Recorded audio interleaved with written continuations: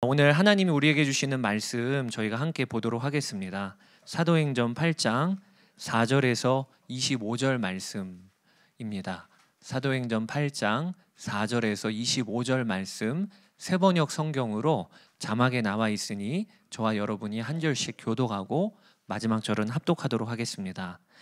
그런데 흩어진 사람들은 두루 돌아다니면서 말씀을 전하였다. 빌립은 사마리아 성에 내려가서 사람들에게 그리스도를 선포하였다.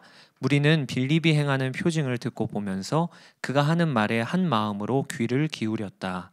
그것은 귀신 들린 많은 사람에게서 악한 귀신들이 큰 소리를 지르면서 나갔고 많은 중풍병 환자와 지체장애인이 고침을 받았기 때문이다. 그래서 그 성에는 큰 기쁨이 넘쳤다. 그 성에 시몬이라는 사람이 있었는데 그는 마술을 부려서 사마리아 사람들을 놀라게 하며 스스로 큰 인물인 체하는 사람이었다. 그래서 낮은 사람으로부터 높은 사람에 이르기까지 모두 이 사람이야말로 이른바 하나님의 위대한 능력의 소유자이다 하고 말하면서 그를 따랐다. 사람들이 그를 따른 것은 오랫동안 그가 마술로 그들을 놀라게 했기 때문이다. 그런데 빌립이 하나님 나라와 예수 그리스도의 이름에 관한 기쁜 소식을 전하니 남자나 여자나 다 그의 말을 믿고서 세례를 받았다. 시몬도 믿게 되었고 세례를 받은 후에 항상 빌립을 따라다녔는데 그는 빌립이 표징과 큰 기적을 잇따라 행하는 것을 보면서 놀랐다. 사마리아 사람들이 하나님의 말씀을 받아들였다는 소식을 예루살렘에 있는 사도들이 듣고서 베드로와 요한을 그들에게로 보냈다. 두 사람은 내려가서 사마리아 사람들이 성령을 받을 수 있게 하려고 그들을 위하여 기도하였다. 사마리아 사람들은 주 예수의 이름으로 세례만 받았을 뿐이요 그들 가운데 아무에게도 아직 성령이 내리시지 않았던 것이었다. 그래서 베드로와 요한이 그들에게 손을 얹으니 그들이 성령을 받았다. 시몬은 사도들이 손을 얹어서 성령을 받게 하는 것을 보고 그들에게 돈을 내고서 말하기를 내가 손을 얹는 사람마다 성령을 받도록 내게도 그런 권능을 주십시오 하니 베드로가 그에게 말하였다. 그대가 하나님의 선물을 돈으로 사려고 생각하였으니 그대는 그 돈과 함께 망할 것이요 그대는 하나님이 보시기에 마음이 바르지 못하니 우리의 일에 그대가 차지할 자리도 목도 없소. 그러므로 그대는 이 악한 생각을 회개하고 주님께 기도하시오. 그러면 행여나 그대는 그대의 마음속의 나쁜 생각을 용서받을 수 있을지도 모르오. 내가 보니 그대는 악의가 가득하며 불의에 얽매여 있어. 시몬이 대답하였다. 여러분들이 말한 것이 조금도 내게 미치지 않도록 나를 위하여 주님께 기도해 주십시오. 이렇게 베드로와 요한은 주님의 말씀을 증언하여 말한 뒤에 예루살렘으로 돌아가는 길에 사마리아 사람의 여러 마을에 복음을 전하였다. 아멘. 하나님 말씀입니다. 제가 벌써 한 15년 전입니다. 수련 목회자를 시작하려고 할 그 즈음에 어느 한 전도사님의 이야기를 듣고는 참 충격에 빠진 적이 있었습니다. 그 한 전도사님이 개척교회 담임을 하시던 전도사님이신데 어느 한 날 아버지로부터 연락이 왔습니다. 그 연락의 내용이 무엇이냐면 아버지가 시골에서 큰 면적의 밭을 농사를 짓고 계셨는데 개발 지역으로 그 밭이 들어가게 돼서 아주 어마어마한 금액의 보상을 받게 되었다는 연락을 이 아들 전도사님께 하셨어요. 그리고 이 전도사님이 목회를 그만두셨습니다. 왜 그런가? 괜히 고생할 필요가 없다. 그렇게 여기고 목회를 정리하셨다는 소식을 제가 전에 듣고는 큰 충격이 되더라고요. 어떤 충격이 되냐면 왜 시작했나? 목회를 무슨 목적을 가지고 했길래 큰 보상을 받았다고 하니까 그 목회를 접나? 그러면서 제 안에 정죄하는 마음이 들더라고요. 세상에 그런 사역자가 다 있나? 어쩜 그런 마음으로 사역을 하나? 그런데 그때 지금도 기억에 잊혀지지 않게 하나님이 제 마음에 강하게 감동을 주시기를 너는 다르냐? 너는 다르냐? 그런 어떤 마음의 질문을 주셨어요. 그때 이제 수련 전도사를 시작하려고 하는 이제 안수를 받기 위하여 그 과정을 밟는 거죠. 그런 저에게 하나님께서 꼭 마치 그 사건을 통해서 저를 이렇게 다듬는다라는 경험을 했습니다. 나는 앞으로 목회를 이제 발걸음을 뛰는데 무슨 목적으로 목회를 하는가?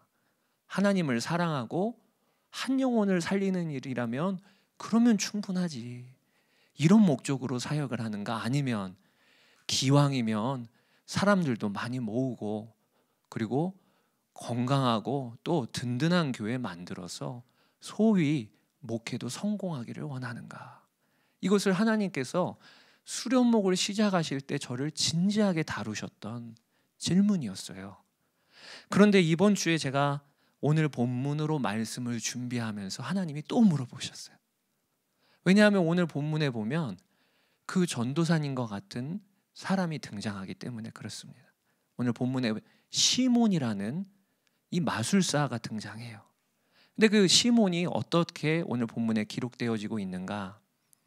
잘 주님을 따르고 빌립 집사를 도와 열심히 그 기적과 이적의 현장에 있다가 돈으로 성령이 임재하시는 것을 사기를 요청했던 이 빌립 집사가 등장을 합니다.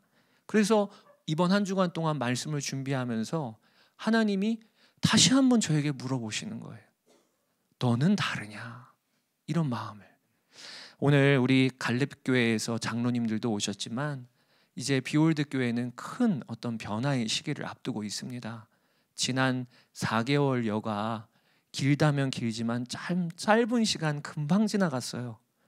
그리고 나서 하나님께서 허락하셔서 미금의 성전을 저희가 만나게 됐고 그리고 이제 그 성전으로 들어갈 준비를 하고 있습니다. 그 중간에 딱 이 지점에서 하나님이 저에게 물어보시는 거예요. 미금으로 이제 성전을 설립을 하고 교회가 이제 감리교회 정식으로 설립이 되는 이때 무엇을 목표로 무슨 목적으로 비올드 교회가 세워져야 하는가? 다시 한번 이렇게 저를 점검하시더라고요. 오늘 저뿐만 아니라 우리 비올드 교회 성도들 또 예배하러 나온 우리들에게도 하나님께서는 아주 진지하게 물어보세요. 오늘 우리가 살펴볼 시몬의 모습을 통해서 너는 누구냐? 너는 다르냐? 라고 하는 이 질문에 우리가 오늘 대답하는 시간 되기를 그러기를 원합니다. 오늘 본문의 내용을 살펴보면 지난주에 스데반 집사가 돌에 맞아 순교를 했습니다. 초대교회 예루살렘 교회에 7 집사를 세웠는데 그 7 집사가 세워지자마자 큰 사건이 벌어졌어요. 스데반이 복음 전하다가 돌에 맞아 죽죠. 그와 동시에 교회를 향한 본격적인 핍박이 일어납니다. 이전까지는 교회 지도자들 몇 명 옥에 가두고 으름장 놓는 수준이었어요. 그런데 이제는 아예 이 교인들을 잡아다가 이 죽이는 사건이 벌어지니까 예루살렘 교회에 있는 성도들이 뿔뿔이 흩어집니다. 사도들은 목숨 걸고 자리를 지키고 그리고 제자들은 뿔뿔이 흩어지는 일이 일어나는데 교회에 큰 위기가 벌어진 거죠. 그런데 놀라운 것은 그들이 흩어지는 곳마다 복음이 전해져요. 오늘 본문의 4절에 그런데 흩어지는 사람들은 두루 돌아다니면서 말씀을 전하였다. 마치 바람이 불면 불씨들이 흩날리잖아요. 그런데 그 불씨들이 흩날려서 또 다른 곳에 불이 붙듯이 예수 생명으로 사는 우리 안에 복음의 불이 있지 않습니까? 성령의 불이 있잖아요. 그러니까 그들이 가는 곳곳마다 복음이 증거되어지고 교회가 세워지는 이 일이 일어나는 겁니다. 그 중에 빌립 집사가 간 곳이 사마리아예요. 사마리아 5절에 보면 빌립은 사마리아 성에 내려가서 사람들에게 그리스도를 선포하였다. 여기 사마리아 성이라고 나와 있는데 사마리아는 지방 이름이고 사마리아 성은 그 지방의 중심 도시인 세바스테라고 하는 성을 의미하는 것입니다. 이 빌립이 그 성에 가서 복음을 증거하는데 사실은 유대인들은 사마리아 땅을 들어가지 않는 땅이었어요. 역사를 보면 주전 722년에 아수르로 인하여 사마리아가 정복을 당하죠. 북이스라엘이. 그러면서 사마리아 땅에 아수르가 모든 이방 신들과 이방 민족을 끌고 들어옵니다.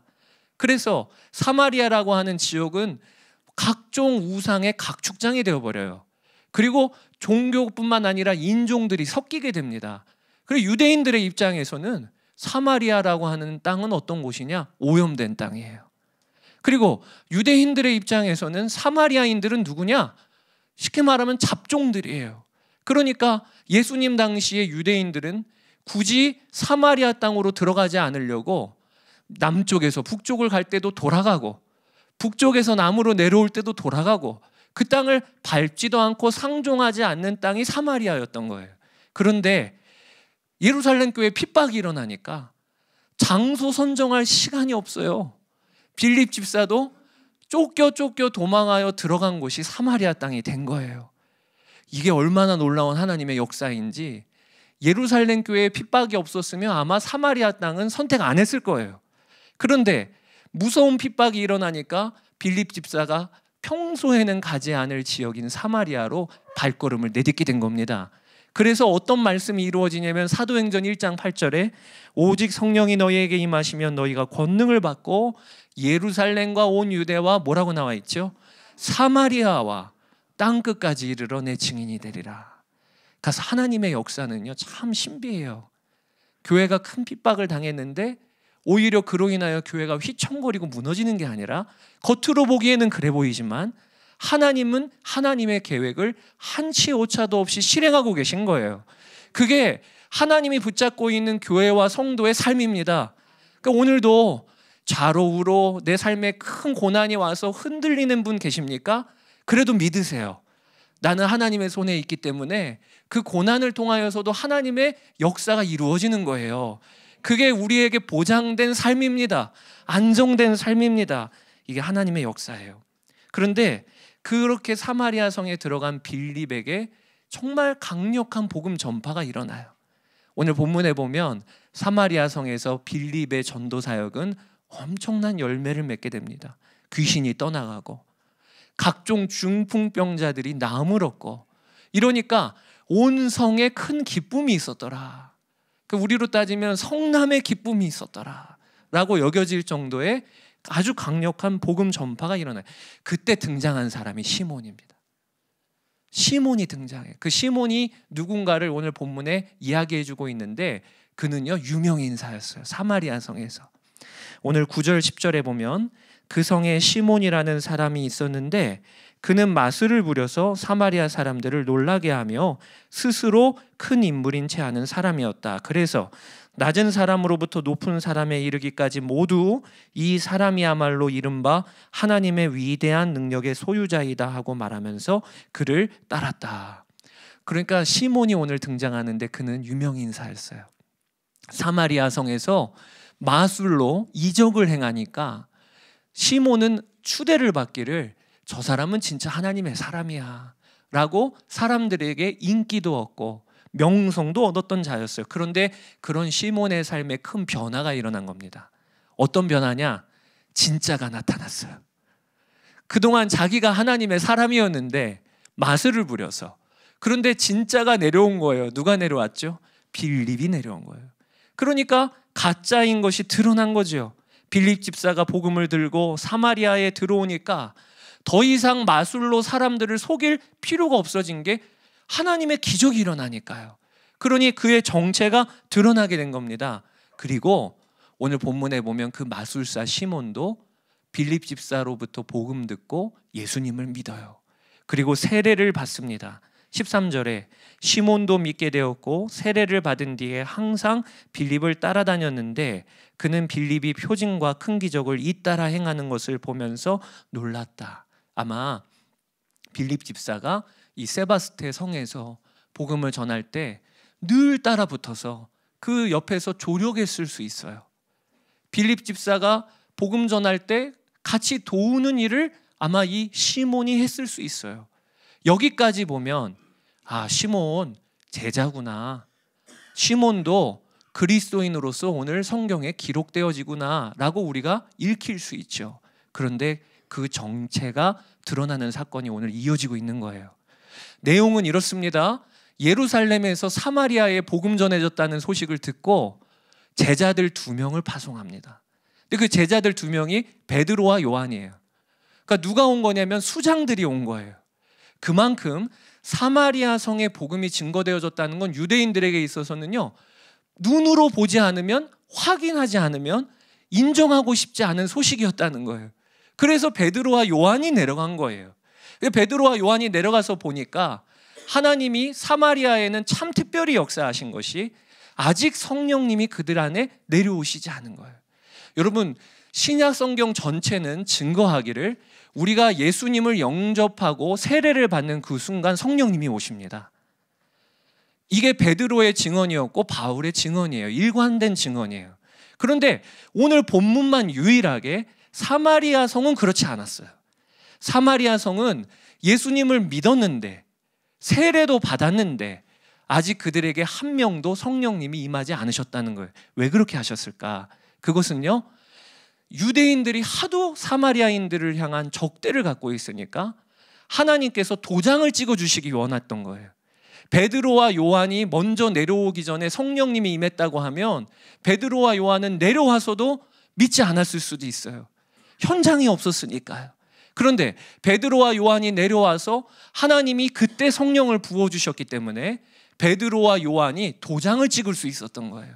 맞아, 사마리아에게도 성령님이 임하셨어, 우리가 그 현장에 있었어 라고 하면서 유대인들이 받아들이기 쉽게 그렇게 행하신 것이죠.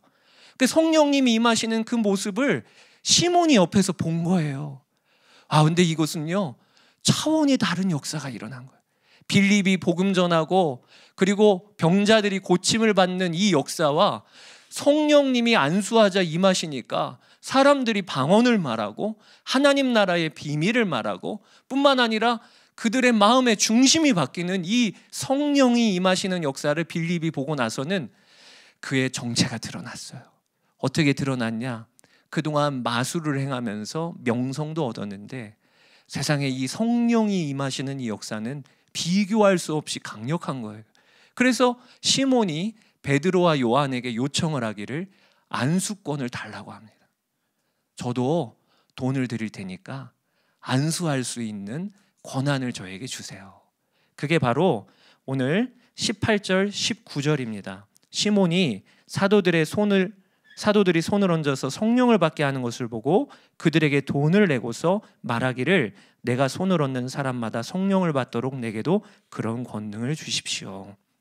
참 말도 안 되는 요청을 한 거죠. 성령이 임하시는 것을 돈으로 어떻게 삽니까? 근데 그걸 요청한 거예요. 베드로가 이에 대하여 아주 엄히 꾸짖습니다. 뭐라고 꾸짖냐? 네가 하나님의 선물인 성령을 돈으로 살 생각을 하였으니 그 돈과 함께 망할 것이다. 근데 제가 오늘 본문을 읽다가 좀 이런 생각이 들었어요. 너무하네. 그래도 시몬이 초신자 아니에요. 새가족 아니에요. 그러니까 새가족이 뭘 모를 수도 있죠. 아직은 어리숙할 수 있죠. 그러면 베드로가 타이르면 되는 거잖아요. 성령님은 돈으로 살 수 있는 게 아니야.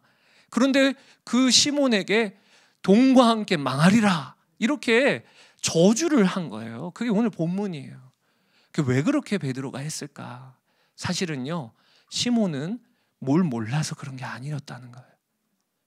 어리숙해서 신앙적으로는 아직 초신자라서 그렇게 한 것이 아니었다는 거예요. 베드로는 정확하게 하나님께서 시몬의 정체를 눈여겨 주셨어요. 뭐라고 기록하고 있냐면 23절에 내가 보니 그대는 악의가 가득하며 불의에 얽매여 있어. 그러니까 겉으로 보는 예수님을 믿고 세례도 받고 빌립 집사를 따라다녔던 시몬이었지만 그 마음의 중심에는 악의가 가득하고 불의에 얽매여 있다는 것을 그것을 베드로가 보고 그렇게 저주를 한 거죠. 그러니까 그리고 나서 베드로가 하나님께 회개하라고 합니다. 그때 오늘 본문이 이렇게 마무리를 합니다. 24절 시몬이 대답하였다. 여러분들이 말한 것이 조금도 내게 미치지 않도록 나를 위하여 주님께 기도해 주십시오. 이게 오늘 본문의 내용입니다.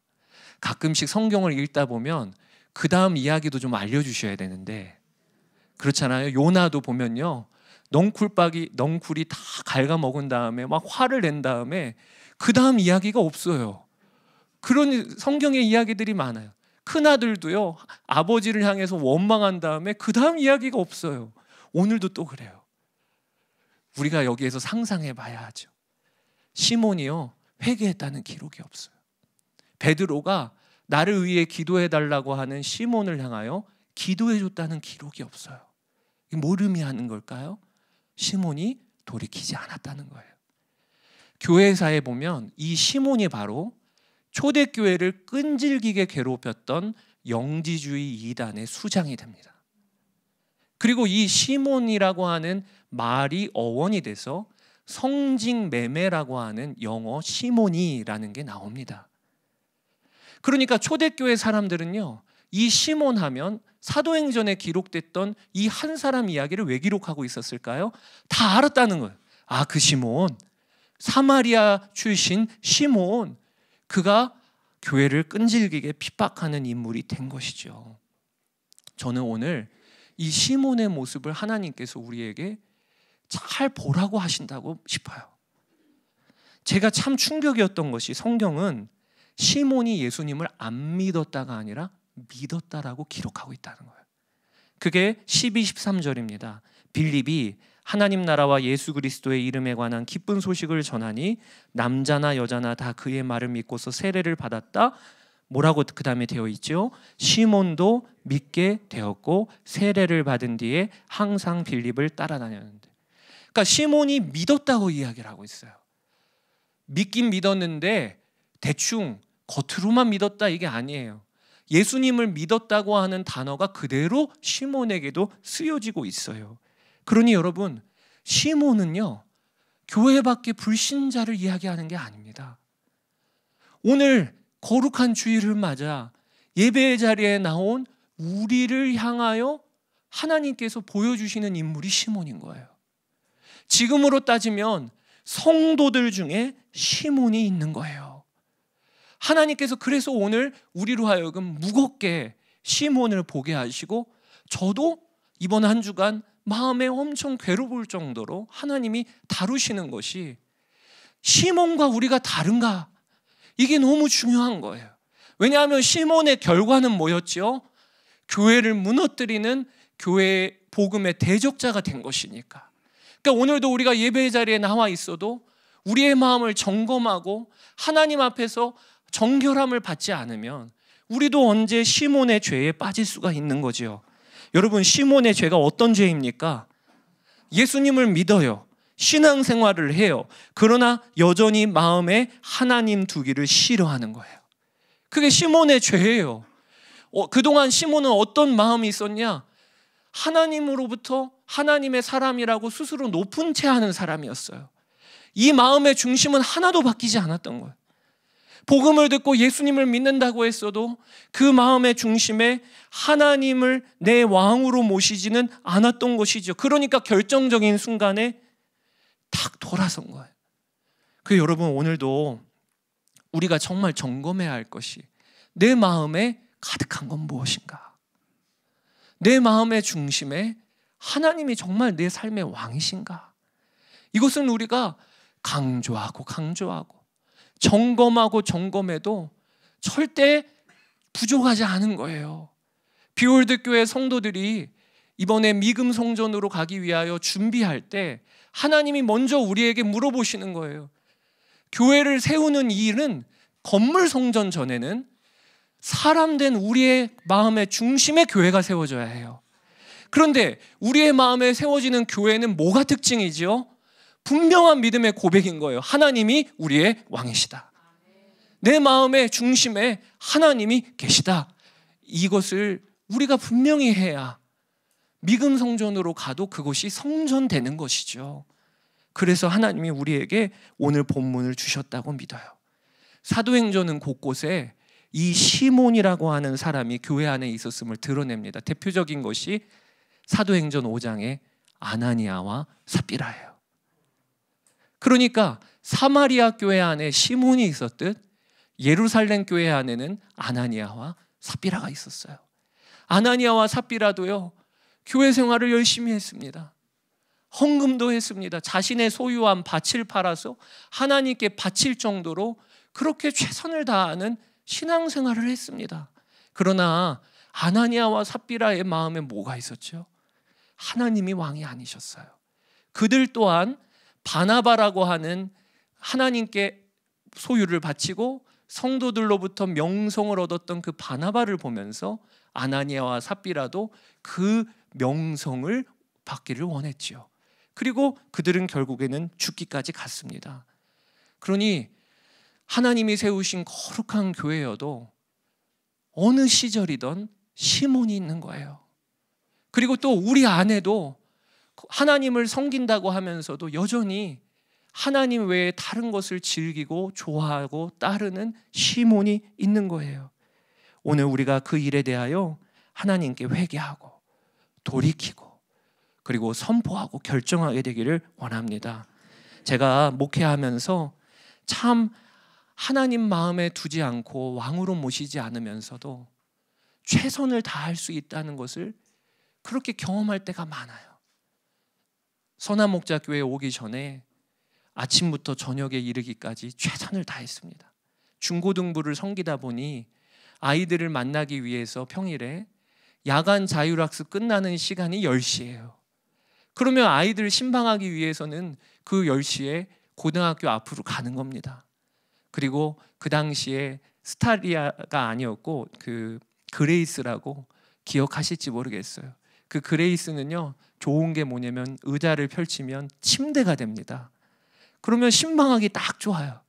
차에 아이들 타라고 한 후에 그러면 거기에서 신방하고 기도하고, 겨울에는 차 안에 가득 들어가서 거기서 기도를 하니까 차에 막 성애가 끼는 거예요. 그래서 바깥에 경찰들이 도박판 벌어진 줄 알고 차 문을 두드린 적도 있다니까요. 그렇게 최선을 다했어요. 그런데 그렇게 최선을 다했지만 마음의 목적이 뭐였냐? 나 훌륭한 사역자 될 거야. 나 기왕이면 중고등부 사역에 명성을 날릴 거야. 그런 마음의 중심으로도요, 그렇게 헌신할 수 있더라고요. 우리의 삶에도 어떤가? 무서운 것은요, 자신도 속고 사람들도 충분히 속일 수 있습니다. 그러나 하나님은 속이지 못해요. 오늘 우리가 내 안에 있는 시몬을 회개하고, 그리고 교회 안에 내가 시몬과 같은 역할을 하는 건 아닌가를 돌아봐야 하죠. 지난주 목요일에 감리교 신학대학교에서 예수님의 사람 제자 훈련을 매주 목요일마다 나가고 있는데, 저희 전도사님들과 함께 성령 충만 단원을 같이 나누었어요. 그런데 그 교재에 보면 참 재밌는 질문이 하나 나옵니다. 어떤 한 종이 있는데 주인이 시킨 10가지 일 중에 9가지를 순종했어요. 그리고 1가지는 불순종했어요. 그러면 그 종은 충성스러운 종입니까? 불충한 종입니까? 이 질문이 나와요. 그리고 나서 그런 종에게 일을 맡길 수 있겠습니까? 그런 질문이 나와요. 전도사님들이 돌아가면서 맡길 수 없습니다. 그런 종은 불충한 종이지요. 종이면 10가지를 시키면 10가지를 다 해야지. 하나는 자기 주장에 오른 대로 안 한다면 그런 종에게 어떻게 그 다음 일을 맡길 수가 있겠어요? 그러는 거예요. 자, 대답 잘했다. 그리고 나서 제가 또 예화를 하나 들었어요. 배를 타기 위해서 우리가 배에 몸을 실었는데 온 몸은 다 실렸는데 발 한쪽은 여전히 육지에 있어요. 그러면 마음은 배에 있는 겁니까? 육지에 있는 겁니까? 그리고 발 한쪽이 육지에 여전히 있으면 배는 떠날 수 있는 겁니까? 그랬더니 전사님들이 또 정답을 얘기를 잘해요. 마음이 육지에 있는 거지요. 배는 못 떠나지요. 그때 제가 우리 회개합시다. 하나님께 순종한다고 할 때 우리 이렇게 순종한 건 없었나? 최선을 다해 교회 사역도 하고 봉사도 하고 섬긴다고 하는데 여전히 이것만큼은 하나님께 순종할 수 없어 라고 하는, 거기에 사실은 내 마음의 전부가 있는 거예요. 거기에 사실은 내 마음의 중심이 있는 거예요. 하나님은 그걸 받기를 원하신다. 그리고 나서 기도를 하는데 한 전도사님이 자신의 죄를 고백하기를, 저는 용서 못하는 한 사람이 있습니다. 그 사람 용서하는 것만큼은 지금까지도 하나님 앞에서 미루고 미뤘던 일이라는 거예요. 그러면서 그 죄를 고백을 하셨어요. 그리고 어느 한 전도사님은 제가 겉으로 보기에는 전혀 문제가 없는 것 같은데 혼자 있는 시간에 그렇게 사람을 죽이는 게임을 하는 거예요. 게임하는 그 시간이 온통 즐겁고 나머지 시간에는 그 생각만 나는 거예요. 어떻게 게임을 구입할까? 어떻게 아이템을 더 구입할까? 이거를 그 전도사님이 고백을 하시면서 이걸 하나님께 드리라고 하시는 거예요. 제가 그 시간을 통해서 기도하는데 성령께서 우리를 다루시고 회개가 터지게 하시더라고요. 오늘도 시몬의 문제가 뭐였나요? 예수님을 믿는 자였어요. 그러나 그는요, 명성, 세상 사람들로부터 높임을 받았던 그건 포기를 할 수가 없는 거예요. 그러니까 성령을 돈으로 살려고 하는 정말 엉뚱한 그 죄를 범하죠. 여러분, 우리는 어떻습니까? 하나님 앞에서 하나님께 내어드리지 못하는 1%가 뭡니까? 하나님께 여전히 이것만큼은 내가 왕으로 주장하고 있는 그게 뭡니까? 그것을 하나님께 내어드리는 순종이 오늘 있기를 원합니다. 여러분, 진정한 회개는요, 여전히 하나님이 내 삶의 어떤 영역은 왕이 아니신 걸 회개해야 되는 거예요. 요한계시록 3장 20절에 보면 우리가 너무 잘 알고 외우기도 하는 유명한 말씀이 나옵니다. 볼지어다 내가 문 밖에 서서 두드리노니 누구든지 내 음성을 듣고 문을 열면 내가 그에게로 들어가 그와 더불어 먹고 그는 나와 더불어 먹으리라. 여러분, 이게 얼마나 유명한 말씀입니까? 예수님이 문 밖에 서서 두드리신대요. 그러니 문을 열라고 하십니다. 그런데 여러분, 이 말씀은요, 불신자에게 주시는 말씀이 아닙니다. 이 말씀은 7 교회를 향하여 주님이 주시는 말씀이고, 특별히 부요하고 문제가 없다고 여겨졌던 라오디게아 교회를 향해 주시는 말씀이 문 밖에 서서 문을 두드리노니 문을 열라라고 하는 이 말씀이에요. 여러분, 이 말은 우리를 향하여서도 똑같습니다. 우리는 예수님을 영접했지요. 그러니 나는 문을 열어준 겁니까? 예수님께? 아니에요. 우리의 집에도 보면 현관문도 있지만 무슨 문도 있지요? 침실문도 있어요. 그리고 현관문도 있지만 옷장도 있어요. 그거와 마찬가지로 우리의 삶에도 얼마나 많은 영역이 있습니까? 예수님을 주일에 와서 왕으로 선포하면서 예배는 드리는데 어떤 이에게는 재정의 영역은 아직 주님께 한 번도 문을 열어드리지 않은 사람이 있어요.